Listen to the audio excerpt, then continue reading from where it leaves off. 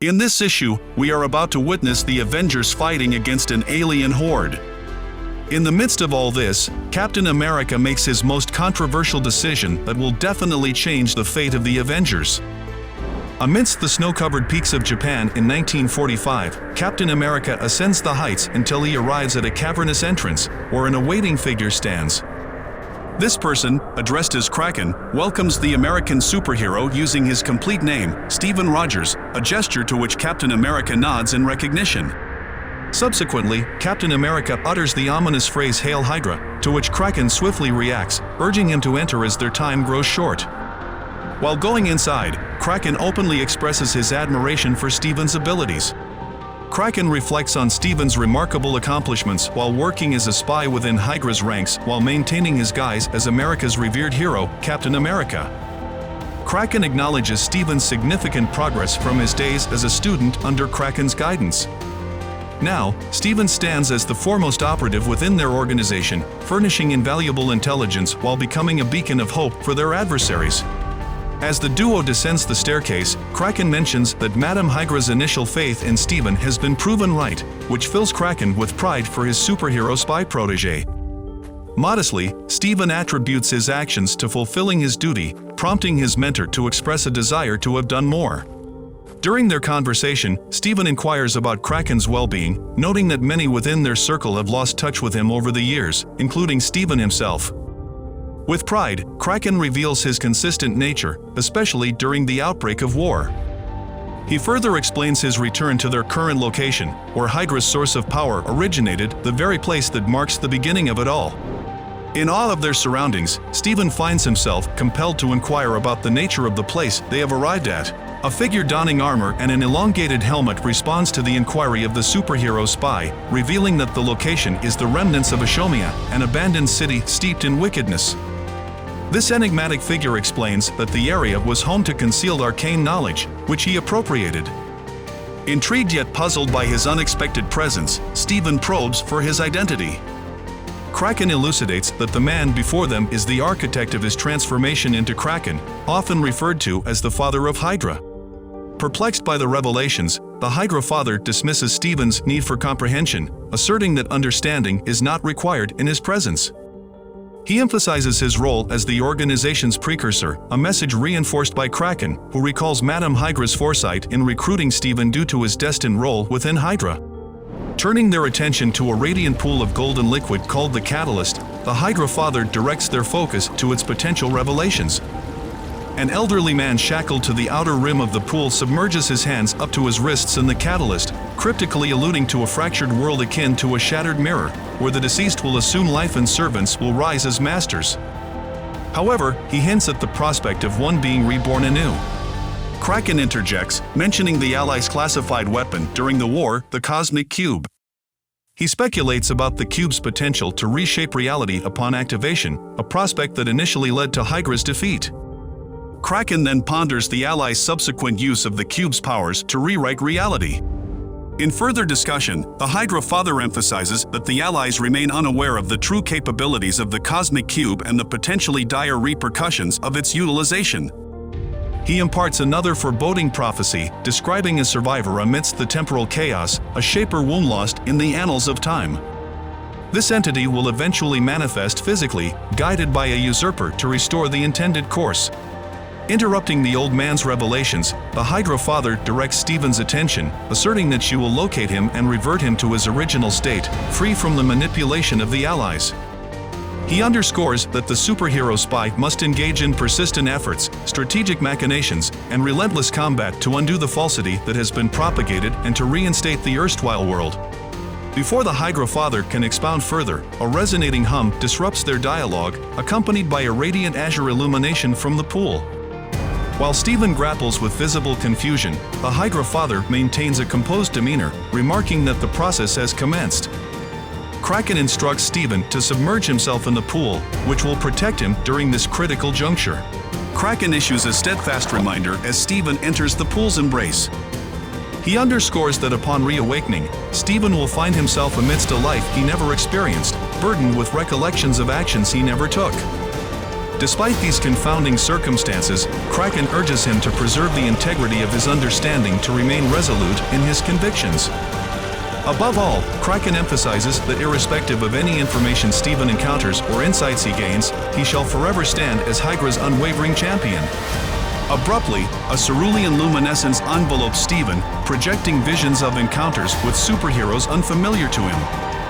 Baffled and apprehensive, Steven urgently seeks clarification from Kraken regarding the perplexing scenes unfolding before him. In response, Kraken offers reassurance, attributing these illusions to a ploy devised by their adversaries to trap them. Kraken persists, affirming that Steven can liberate them from this delusion, a task inherently destined for him. He reiterates the significance of holding fast to his beliefs, urging him not to succumb to fear, to banish trepidation entirely, and to retain a pivotal memory. A subtle narration sets the tone in the current timeline, underscoring that Captain America is foremost among their ranks. The visuals show Steve, now commonly addressed as Steve in this era, kneeling within a containment cell. His bare upper body bears the mark of Hydra, half visible. The narration continues, elucidating that Steve embodied leadership as a beacon for guidance. However, the narrative turns somber, asserting their collective perspective on Steve was misguided. The organization, now riddled with corruption and a relentless hunger for power, has veered astray. This internal strife has led to division, with conflicts erasing the clarity of their true purpose. The scene transitions to a suited Steve Rogers within the confines of S.H.I.E.L.D.'s domain. The ongoing narration reflects that amid their vulnerability, rather than confronting their challenges and making amends, they erred gravely by entrusting him with greater power and authority. It was a misguided attempt to delegate the tasks they lacked the resolve to undertake, an unfortunate decision that bore heavy consequences. As Captain America stands resolute before an array of controls equipped with communication devices, a voice calls his name from behind, breaking the moment's silence. The familiar voice that broke the silence belonged to an aged Sharon Carter, reaching out to Steve and inquiring about his well-being. Steve responds, affirming that he's fine, clarifying that he's been lost in thought. Sharon acknowledges his contemplation and reassures him, expressing an understanding of the overwhelming nature of their circumstances. She then introduces a concern that surpasses their existing troubles, the ominous trio of points on their trouble map, hinting at impending challenges they might not be able to thwart. Sharon elaborates, emphasizing that this situation feels distinct from the usual adversity she's encountered, evoking a sense of impending finality. Steve offers a counter perspective, asserting his belief that the world won't end this way. He suggests tackling each of the issues marked on the trouble map individually. In agreement with Steve's approach, Sharon delves into a dire revelation, the impending arrival of the Chitauri invasion fleet, an armada numbering in the trillions. She explains that experts worldwide anticipate a staggering 90% reduction in Earth's population within 4 hours of the alien force's landfall. Compounding their challenges, Sharon reveals the recent destruction of Earth's planetary defense shield due to a Hydra suicide bomber's attack.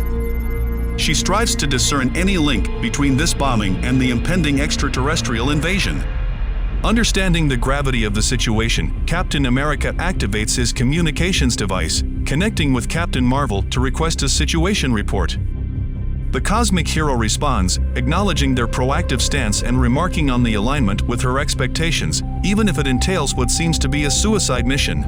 Captain Marvel needs help navigating this challenge. An assembly of cosmic superheroes accompanies her, including figures like Star-Lord, Rocket Raccoon, Quasar, Blue Light, and others. As the heroes surge forward, Carol issues a determined command to her team, urging them to face their adversary head-on, prepared to give their all. They confront an onslaught of Chitauri space soldiers, their resolve unwavering.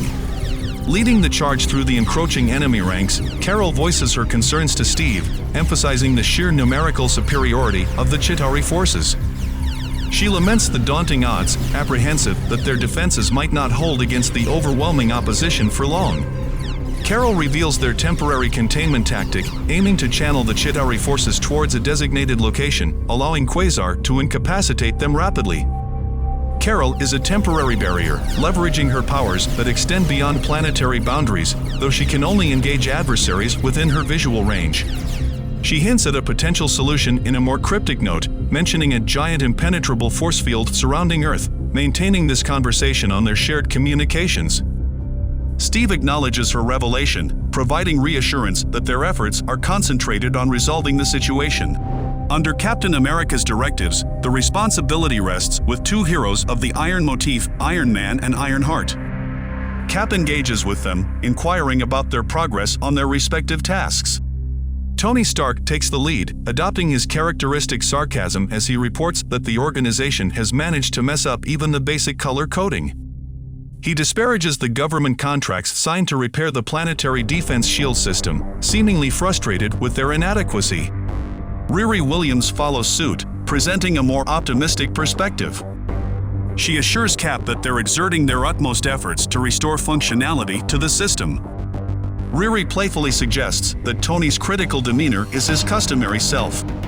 Captain America recognizes Riri's observations about Tony, underscoring his familiarity with Stark's personality and capabilities. This exchange reassures Cap of their competence. He turns his attention to Sharon, informing her of the current challenge, an incident involving a group of superpowered criminals in New York City. These individuals were previously inmates within Maria Hill's Cosmic Cube prison, a facility that can manipulate reality. In the tranquil town of Pleasant Hill, chaos reigns supreme as an evil figure known as Graviton unleashes destruction upon the area. His rampage is marked by devastation and turmoil, while his declarations resonate through the chaos. Graviton denounces S.H.I.E.L.D., accusing the organization of concealing a heinous crime from the public. Specifically, he points to creating a covert prison facility as the act in question, accusing the agency's leadership of trampling on the fundamental human rights that every individual should possess. The revelation of this clandestine prison stirred public outrage, yet instead of admitting their guilt, S.H.I.E.L.D.'s upper echelons chose to shroud the truth. Graviton uses this revelation to justify his violent actions, employing the cause of justice as a facade for his evil intent, leading to the needless loss of innocent lives. Sharon conveys the readiness of their response units to tackle the ongoing crisis, and Steve concurs, affirming that the initial response team is already on site. In the scene, the Defenders, led by Luke Cage, emerge as the first line of defense against the encroaching villainy. Luke rallies his team, urging them to showcase their prowess in countering these destructive villains who wreak havoc upon their city, underscoring the imperative to quell the chaos and restore order. Sharon shifts the focus to their ultimate goal, her gaze fixed on the console, displaying the trouble map. The situation at hand centers on the incursion of Hydra forces into Sokovia, a nation in Eastern Europe. The invaders have successfully seized control of Sokovia's capital city, forcing the national government into formal surrender. This relinquishment entails the handing over launch codes for 7 nuclear weapons, long believed to have been dismantled during the Soviet era. Now, these resurrected weapons pose a grave threat to Eastern Europe. Hydra intends to use these nuclear assets as leverage, designating prominent European locations as primary targets if their rule needs to be recognized. Amidst these complications, another issue emerges: the disappearance of S.H.I.E.L.D.'s helicarrier, Crescent. The vessel lost communication with the command 2 hours prior, raising concerns that Hydra might have already deployed one of the 7 nuclear missiles against it. However, the typically uncooperative satellites registered no radiation emissions during that time frame. To address the Sokovia crisis, S.H.I.E.L.D. has elected to dispatch the remainder of their fleet, including the vessel they are aboard, the Iliad. Their mission encompasses visual confirmation and intervention in Sokovia. Each of the warheads is to be neutralized by an assigned helicarrier. The narrative resurfaces, portraying the superhero spy as a master strategist, detached from sentiments of compassion or leniency, considering this complex scenario his crowning achievement. The narrative presses forward, characterizing the unfolding events as a meticulously planned offensive, brilliantly dividing the hero's available resources. The initial panel depicts the clash transpiring within the vast expanse of space, followed by the subsequent scene unfolding upon the streets of Pleasant Hill. The voice of the narrator persists, reflecting on the hero's efforts. It remarks that even their finest endeavors had ceased to suffice, highlighting the extended duration of their enduring stand that had dimmed their memories of vulnerability. The focus then shifts to the strife-ridden battleground of Sokovia, symbolizing their eventual descent. The narrative intones that the sequence of events represents their journey from overwhelming strength to ultimate vulnerability, detailing their distressing slide into subjugation and the heart-wrenching act of betrayal. The final panel portrays a resolute Captain America, his countenance marked with seriousness, standing within the confines of S.H.I.E.L.D. Command. Amid the celestial expanse, the cosmic champions relentlessly engage the seemingly inexhaustible Chitauri forces. Captain Marvel's unwavering command drives them forward, urging them to persist in adversity. Star-Lord, never one to pass up a quip, playfully remarks on Carol's encouragement, jesting about the steadily growing familiarity with their adversaries. Rocket chimes in with his humor, humorously addressing the Chitauri's less than impressive oral hygiene. Gamora joins the banter, humorously envisioning subjugating the last Chitauri as her pet, affectionately named Snuggles. However, young Groot proposes a more fitting moniker, a sentiment shared by Rocket. Amidst the camaraderie, America Chavez interjects, disillusioned by the ongoing struggle. She notes the increasing numbers of Chitauri, pointing out that their opposition has grown since the commencement of the conflict. Quasar concurs, acknowledging their disparity in the face of the mounting enemy forces. Captain Marvel offers a semblance of reassurance, emphasizing the strategy of attrition and gradually wearing down their foes. Yet, their conversation is abruptly cut short when a chorus of attacks converge on Hyperion, leading to his simultaneous incapacitation. Carol's shock at Hyperion's sudden downfall is palpable, and her dismay is echoed in her disbelief. Concurrently, a communication relays the breach of Quadrant 4. Before Carol can issue new directives, the narrative outlines the swift collapse of their defenses. The overwhelming onslaught surges forward as their barricades crumble, overwhelmed by the relentless Chitauri horde. The cosmic champions wage an increasingly dire battle in the cosmic expanse, each hero engulfed in the escalating onslaught. Quasar's voice rings out, a mix of urgency and realization, as she acknowledges the overwhelming odds before them. The narrative persists, painting a grim picture of their predicament. The enemy's purpose is to claim victory, and they are inevitably achieving it. The narration elaborates on Quasar's recent journey, depicting her emergence as a lone protector, a symbol of hope for the future. She was meant to safeguard the universe, a mantle she embraced earnestly. The sequential panels illustrate Quasar's final moments, capturing her horrified expression as she confronts the gaping maw of a Chitauri Leviathan, a moment that leads to her swift and tragic demise. The narrative lingers on, reflecting on the impact of her fall. It conveys that with Quasar's defeat, a beacon of hope for all has been extinguished, leaving a void of despair. Carol's visage is etched with horror and disbelief in the final panel as she communicates the heart-wrenching news to Steve. The battle among the stars rages on, with Quasar's loss casting a shadow over their efforts. Carol's words resonate with Steve, prompting him to command Tony and Riri fervently. The urgency is palpable in his voice as he emphasizes the imperative need for the shield in the present dire circumstances. Tony's response conveys the severity of their situation, portraying things as dire on their end. Simultaneously, Riri's alarmed reaction to an electrical malfunction adds to the chaotic atmosphere.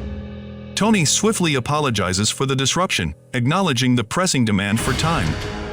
However, Steve's response is tinged with somber realism as he underscores the one commodity they are rapidly running out of. Turning his attention to the Defenders, Cap seeks an update from Luke on their current state amidst the ongoing battle. Luke's response is given amidst his struggle against a relentless antagonist, painting a bleak picture of the chaos consuming them.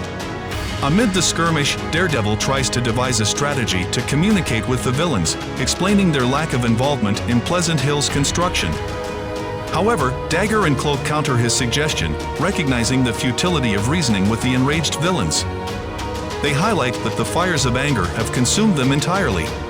Resuming its narrative role, the text suggests that if the heroes believed anger was the driving force behind the villains' actions in Pleasant Hill, they have profoundly underestimated the depth and potency of that emotion. Among the ranks of villains, Nitro advances to the forefront, confidently asserting that he had always envisioned himself in a major metropolis like New York. He boasts of his capacity to amplify the city's brightness, implying a grand-scale explosion. In an instant response, Jessica Jones springs into action, launching herself at Nitro with unwavering determination.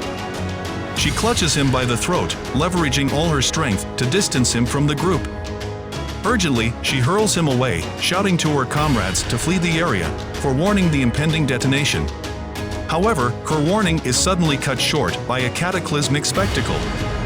A colossal, radiant blue sphere manifests, culminating in an earth-shattering explosion that engulfs the city's heart. The aftermath of the devastating blast leaves chaos and destruction in its wake. Within the confines of S.H.I.E.L.D. Command, Sharon, Steve, and several operatives are gripped by shock and horror as they behold the enormous explosion that engulfs Pleasant Hill on their monitors. Amid this grim sight, a female agent urgently summons Captain America, the organization's current director. The agent informs Steve that the Secretary of Defense is awaiting him.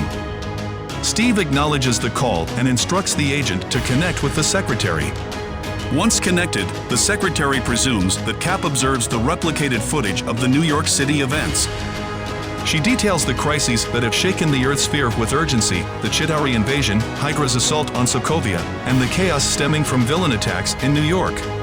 Amid the grim situation, the Secretary conveys the United States government's decision to invoke the S.H.I.E.L.D. Act, effectively placing the current director, Captain America, in command of all federally recognized law enforcement agencies.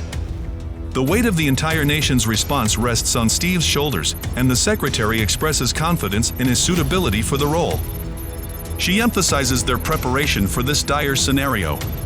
Steve's gratitude is tinged with solemnity as he acknowledges the Secretary's words. He expresses a heartfelt wish that this dreaded moment had not come to pass, to which the Secretary reciprocates the sentiment, invoking the hope for divine mercy. The narration interjects, underscoring that at this pivotal juncture, they remained unaware that this was the instant everything they held dear would crumble. It signifies the moment when fear eclipsed their principles, resulting in the compromising of their very ideals. The narration persists, emphasizing that the superhero spy's influence remained far from over, even in the depths of their shattered state. For Steven, this juncture marked merely the inception of his grand design. The narrative shifts, unveiling Captain America addressing the remaining Avengers in a poignant speech. He acknowledges the inevitability of the dire day they had anticipated, where their best efforts faltered and the burdens grew insurmountable. In light of this grim reality and the pressing shortage of time, he urges them to leave behind an enduring testament, a tangible legacy. The scene interweaves with America Chavez and Carol's continued struggle in space against the relentless Chitauri invasion. Amidst this chaos, Cap's speech carries on, urging them to manifest the trials they've endured to safeguard the future. He underscores the importance of the survivors remembering their unwavering resolve and commitment to preserving as many lives as possible. With a solemn demeanor, Cap implores his comrades to discover the wellspring of courage within themselves, fighting with unparalleled determination, surpassing their previous limits. His words crescendo as he summons them to unite one last time, acknowledging the possible finality of the moment.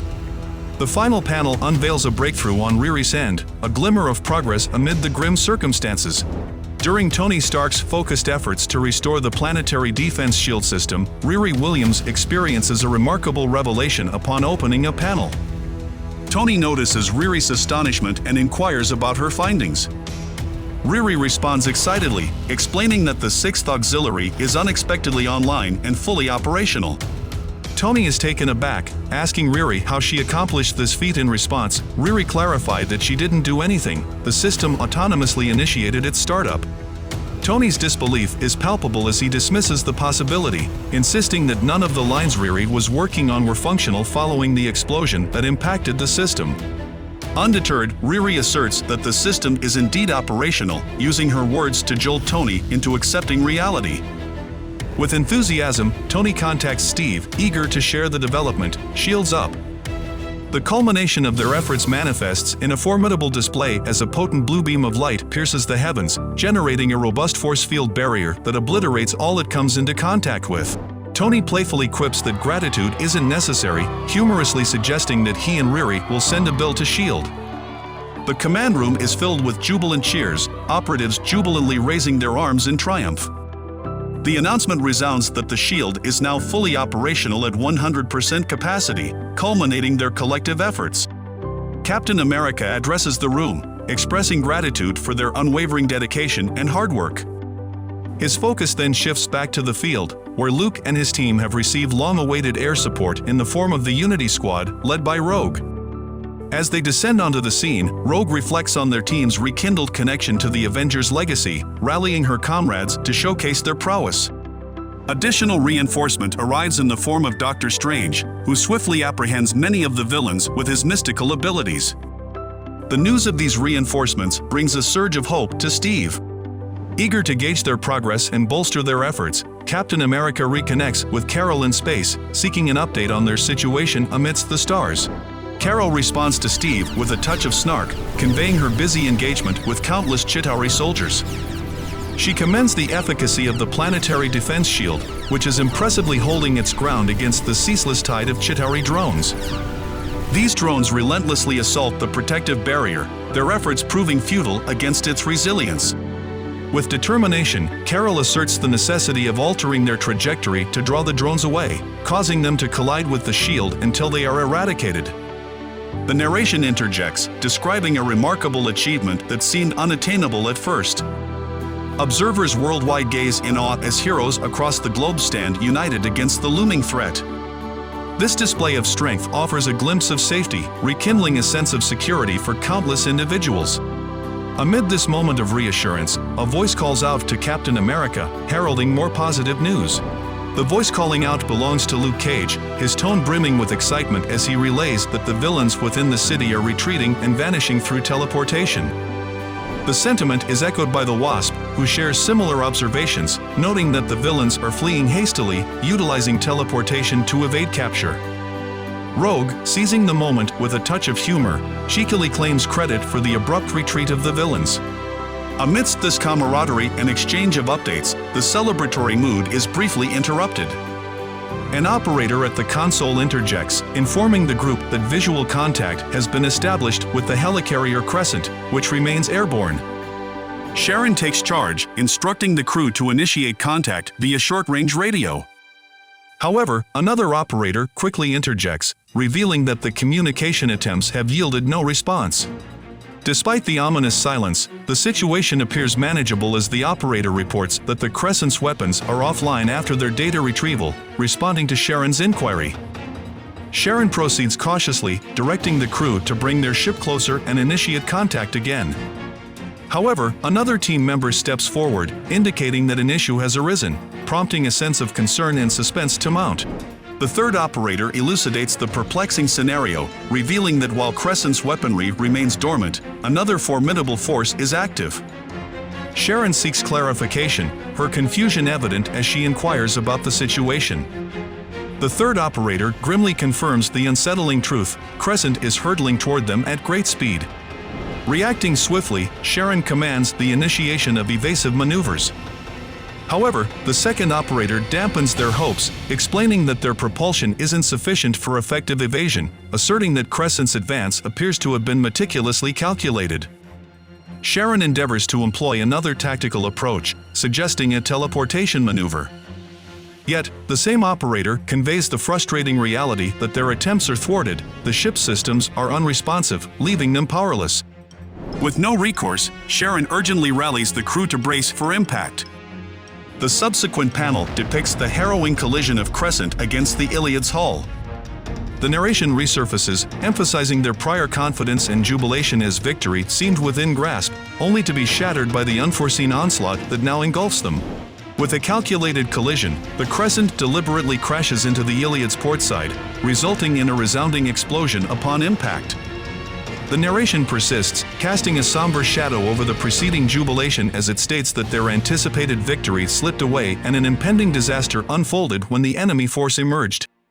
The subsequent scene unfolds within the Iliad's interior as an invading enemy team infiltrates the vessel. The newcomers promptly engage and overpower the initial shield operatives they encounter, leaving chaos and destruction in their wake. Inside the command room, an operator reports the failure of their visual cameras but assures that the heat sensors are operational. The thermal readings reveal a grim reality: enemy forces are successfully boarding the Iliad. Their assault takes an unsettling turn as, contrary to expectations, many of the shield operatives surrender upon hearing a message broadcast over the ship's loudspeakers. The ship's communication system then broadcasts a message of perfect tranquility. Sharon's realization is swift as she identifies the voice of Dr. Faustus, the mastermind orchestrating a widespread brainwashing campaign. This methodical tactic enabled the enemy forces to advance with their assault, exploiting their compromised ranks swiftly. Amid the escalating chaos, Sharon swiftly commands the communication system shutdown and urges everyone in the command room to arm themselves, bracing for an encounter with the incoming enemy forces. As the fortified doors to the room face breach, Sharon and her allies prepare for the imminent clash. Once the doors are forcibly opened, a barrage of enemy troops opens fire, met by retaliatory shots from Sharon's contingent. Within this fray, a sense of intrigue shrouds Steve's actions. As the battle unfolds, he stands behind Sharon, a sense of enigma surrounding his demeanor. Steve's voice pierces through the tumult, calling out to Sharon, urging her to trust him. Baffled by his words, Sharon seeks clarification, questioning his intent. In response, Captain America imparts a cryptic statement, expressing his enduring love for her, regardless of his actions, emphasizing its unwavering truth. Before Sharon can react, an unexpected twist unfurls. Captain America issues a resolute and decisive command, commanding both sides to ceasefire, instilling a tense and enigmatic pause amid the conflict. Despite Captain America's authoritative commands, the enemy forces persist in their assault, prompting him to reiterate his words. Amid the turmoil, he makes a staggering revelation, declaring himself as the individual who communicated with them before the initial ship's downfall. His words ring with authority as he identifies himself as the orchestrator behind the scenes who wields ultimate power. His pronouncement causes the enemy troops to halt abruptly, obediently holstering their weapons. As confusion looms, Sharon seeks to comprehend the unfolding events, attempting to engage Steve in a dialogue to make sense of the situation. The enemy forces' allegiance becomes unmistakable as they echo the infamous rallying cry of Hail Hydra, revealing their affiliation with the same terrorist organization that targeted Sokovia. Amid this revelation, two Hydra operatives seize Sharon, following Steve's orders to escort her to a transport. Steve's authority looms as he issues a stern warning, asserting control over the situation. Their compliance, addressed to their supreme leader, leaves Sharon both stunned and baffled, struggling to grasp the startling shift in circumstances. As Sharon is led away, her thoughts race, attributing Steve's actions to the brainwashing influence of Dr. Faustus. She implores him to resist the manipulation, believing their adversary has already seized control of his mind. However, Steve interjects, shattering her assumptions with a declaration that the situation is far from what it appears. The weight of Steve's actions reverberates in the tense atmosphere, leaving Sharon in disbelief and denial. She clings to the last vestiges of trust, unable to accept the shocking revelation of Steve's betrayal. Hydra troops forcibly escort her away, her voice laden with desperation as she calls out to him, her struggles epitomizing the emotional turmoil of the moment. Amidst this painful scene, Steve's anguish is palpable. He offers a remorseful apology, vowing to elucidate the circumstances to Sharon when the time is right. As the doors close, obscuring her form from his view, Steve's clenched fist betrays his inner conflict and the emotional toll of his actions. With a sullen yet determined expression, Steve turns his attention to the task. A Hydra soldier cautiously approaches him, announcing the readiness of a vessel for his departure. Steve acknowledges the arrangement and issues orders with calculated authority. He commands the troops to employ the Iliad's communication deck to broadcast Dr. Faustus' message across the rest of the fleet. Acknowledging the imminent takeover of the Iliad, he directs the evacuation of the troops to other carriers, reassuring them that he will follow suit. But before proceeding further, Steve arranges to communicate with Captain Marvel, signifying his next move in this intricate scheme of betrayal. High above the ongoing battles, the subtle undercurrents of betrayal raise suspicions among those working to maintain the planetary defense shield system. As Carol battles the Chitauri in space, her attention wavers as she struggles to hear Steve's garbled communication, unaware of his true intentions. Riri and Tony's investigation into the shield system at the control center takes an unexpected turn. Riri's discovery of an unusual glitch in the system's connection raises alarms, and Tony's intuition leads him to question the apparent software issue. Tony proposes a daring theory that the previous bombing may have been a diversion to bring down the shield and restore it purposefully. Riri initially counters this with the observation that the shield did indeed go up as planned, but Tony's skepticism challenges her perspective. The two genius engineers delve deeper into the system, seeking the truth behind this anomaly. Riri's concentration on the console blinds her to the sudden intrusion of Hydra troops through an unnoticed entrance to the system room. The tension builds as the enemy infiltrates the heart of their defense network, leaving Riri and Tony at the precipice of a perilous confrontation. Amid the chaos of battle in space, Carol's attempts to reach Steve and ascertain the situation meet with growing frustration. Concerned for her injured team members, she requests access to a portal for evacuation, only to be met with Steve's uncooperative and cryptic responses. As the conversation unfolds, Steve's words take a darker turn. He reveals a chilling truth about the Chitauri's motivations and the origins of the planetary defense shield. He accuses Carol of exploiting the shield's design to protect Earth from the threat it was meant to attract an invasion by harvesting a Chitauri queen. Carol's disbelief and anger mount as she realizes the gravity of Steve's actions. The tension between the two heroes escalates, with Carol demanding answers from the man she thought she knew. However, Steve's responses are calculated and enigmatic, leaving Carol stunned and frustrated. Their exchange reaches a critical point as Steve abruptly cuts off communication, leaving Carol isolated and bewildered. The page captures the emotional intensity of this pivotal moment as trust shatters and betrayal takes center stage in the narrative. With Captain Marvel cut off from communication and the cosmic superheroes stranded in space, the gravity of Hydra's plot becomes more apparent. Steve's internal thoughts reflect the sad reality of the situation. The visual depiction shows the cosmic heroes suspended in space alongside the inert Chitauri drones, emphasizing their vulnerability and isolation. The page marks the successful completion of Stage 1 of Hydra's plan, as they have managed to exile a specific group of superheroes near the Alpha Flight Space Station using the manipulated planetary defense shield. The scene carries a sense of foreboding, hinting at the larger scheme still unfolding.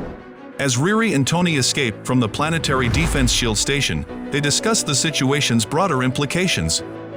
The discussion reveals the extent of the orchestrated plan, as Riri points out that the Chitauri were used as bait to incapacitate formidable spacefaring heroes. Tony recognizes this danger, as whoever produced this move now holds considerable power. The focus shifts to New York, where Baron Zemo and Blackout are shown discussing their intentions.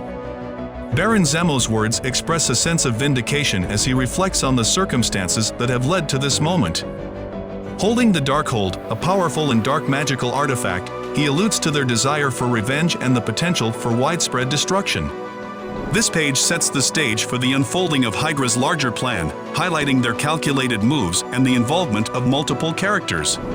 Blackout's addition of darkness to the list of things to be returned to the heroes indicates the evil intent behind their actions. The scene shifts to New York, where a sinister cloud-like mass engulfs the city. The narration highlights the significance of New York as a symbol of heroism and possibility, a place where heroes have fought to protect the city and its people. Doctor Strange is depicted amid the struggle, attempting to counteract the encroaching darkness. However, his efforts are in vain as the darkness, referred to as the Void, continues to spread, eventually consuming the entire city. This turn of events marks a significant escalation in the villain's plan, as they unleash a force of darkness that threatens to overwhelm everything the heroes have worked to uphold. The page effectively conveys a sense of foreboding and danger as the heroes face an unprecedented challenge. The page visually depicts the aftermath of the villain's actions, with a massive, ominous black bubble enveloping New York City. News helicopters are shown flying around the dark barrier, capturing the scale of the catastrophe. This marks the completion of Stage 2 of Hydra's plans, which involves isolating the city within the Dark Force dimension, plunging it into darkness, and cutting it off from the outside world. The page shows Riri and Tony continuing to fight through Hydra troops as they escape. Riri updates Tony on the situation, mentioning the reports she received about Manhattan being engulfed in darkness. Tony comments on the irony that Manhattan, once a hub for superheroes, has become the target. Realizing the gravity of the situation, Tony decides to send out a distress call to all remaining Avengers. He addresses all types of crime-fighting superheroes, including even the unconventional ones, urging them to assemble and provide assistance immediately. Tony emphasizes the severity of the threat, describing it as a DEFCON Infinity-level crisis. He calls for their urgent presence in Washington, D.C., conveying the urgency and seriousness of the situation as they need to take action to confront the unfolding crisis. The page depicts a fleet of helicarriers with prominent Hydra insignias on their undersides, hovering ominously above the White House in Washington, D.C. Stage 3 of Hydra's plans are in motion as the conquest of the White House and the takeover of the nation's capital begin, setting the stage for further developments in the next issue. If you're looking for something else to watch, you can check this video right here.